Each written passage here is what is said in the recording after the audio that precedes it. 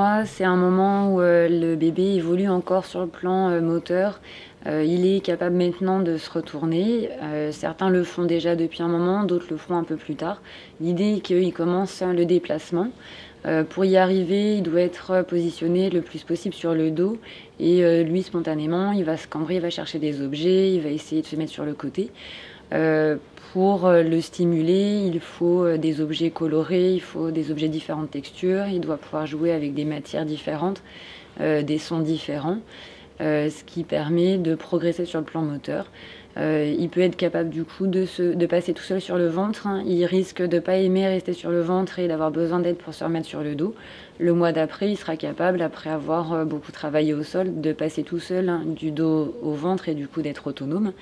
Mais pour le moment, il faut accepter qu'il redresse la tête, qu'il pédale beaucoup et voilà, le stimuler dans ce sens-là. Il va s'organiser différemment sur les repas et le sommeil. Il peut être maintenant à 4 repas. Si la diversification a déjà commencé, il faut la poursuivre en ajoutant des protéines et des matières grasses, hein, au repas du midi. Il faut penser à mettre des féculents presque à chaque repas parce que bébé bouge beaucoup. Il va avoir besoin de calories et le lait seul ne suffit plus à cet âge-là. Il risque de réclamer des repas la nuit ou de ralentir la prise de poids. Donc il est important de bien s'adapter à ses besoins. Il va dormir éventuellement sur des siestes un peu plus longues, un peu plus espacées dans la journée, avec une sieste le matin, une sieste en début d'après-midi, une sieste en fin de journée. Chaque enfant aura des durées de cycle de sommeil de journée un peu différents.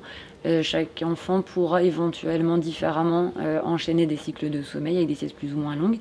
L'idée est de laisser l'enfant gérer ses besoins en termes d'apport et nutritionnel et de sommeil et de le soutenir dans ce sens-là.